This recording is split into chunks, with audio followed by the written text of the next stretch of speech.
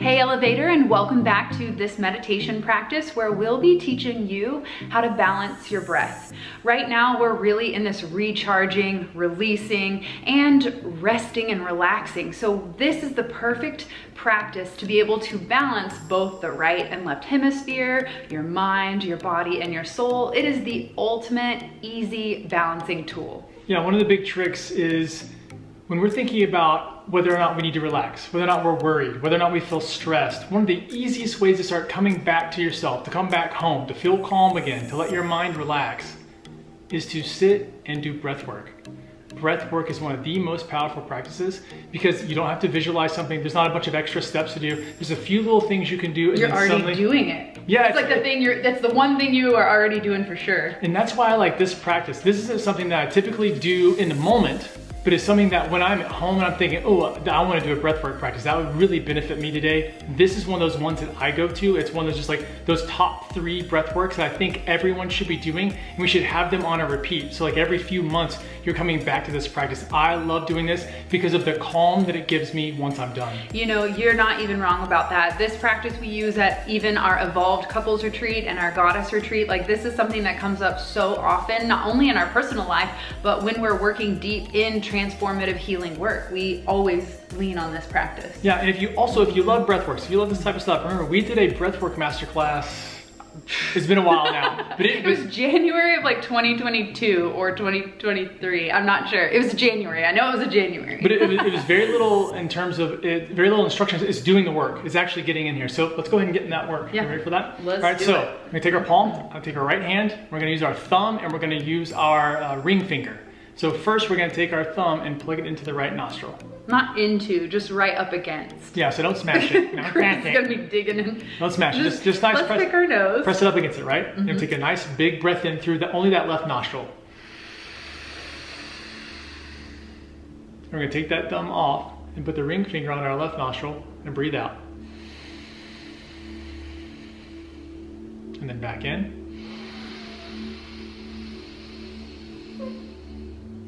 Switch fingers and out the left.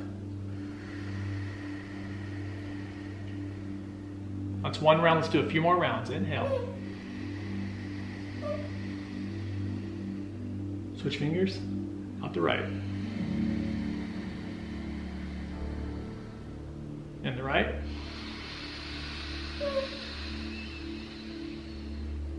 Swap fingers, out the left. And you may find your sinuses may be clogged on one side, both sides. And you might be like, I can't breathe, like breathing into the left.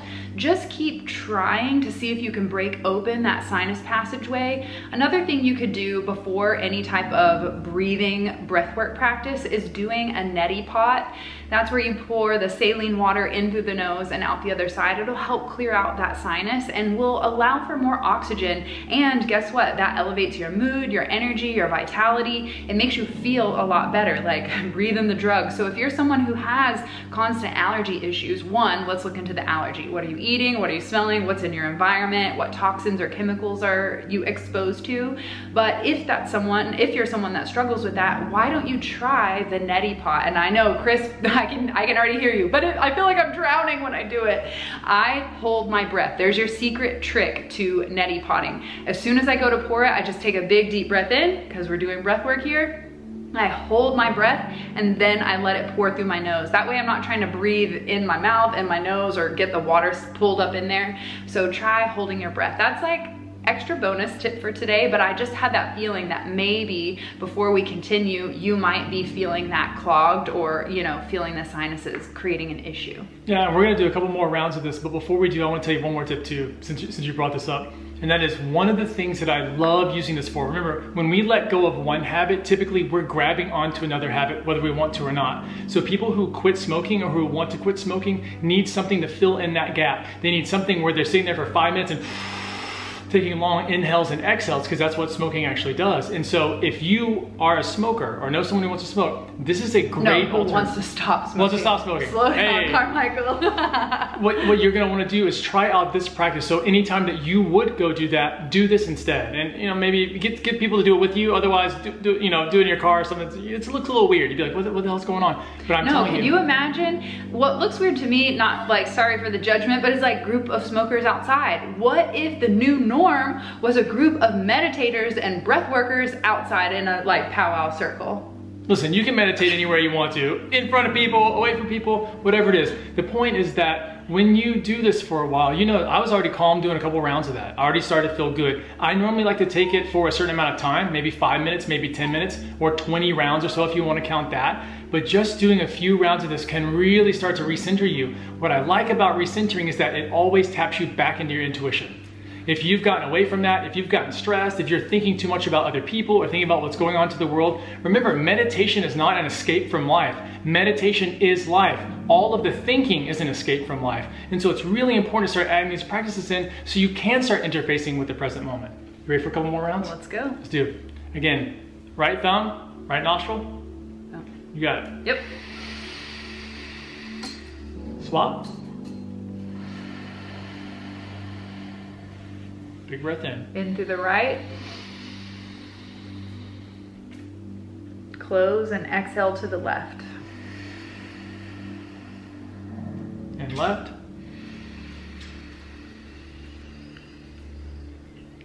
Swap, exhale right. Inhale right. Swap, exhale left. How do you feel? Balanced. Balanced. Balanced. You notice too, as you do through each nostril, what they describe is that it will help balance the brain, balance the different parts of your brain. So if you are really wired or you want to switch to a different mode, maybe away from creativity or into logical, or the opposite, this is one of those practices that can bring you right back to that center. I love doing this. There's never been a time where I've done this and thought, I should have done that. It's always given me so much more benefit than the work you actually have to do to put into it. And your last pro tip we'll leave you with is that you want to focus your awareness on the breath, especially if you're someone with those chaotic thoughts. It's very common for our mind to be racing all the time, but when you can stop the awareness to the thought and draw it to the breath, that's when you reclaim your power in the present moment. Let us know how you enjoyed this practice below, and we'll catch you in the next one. Peace.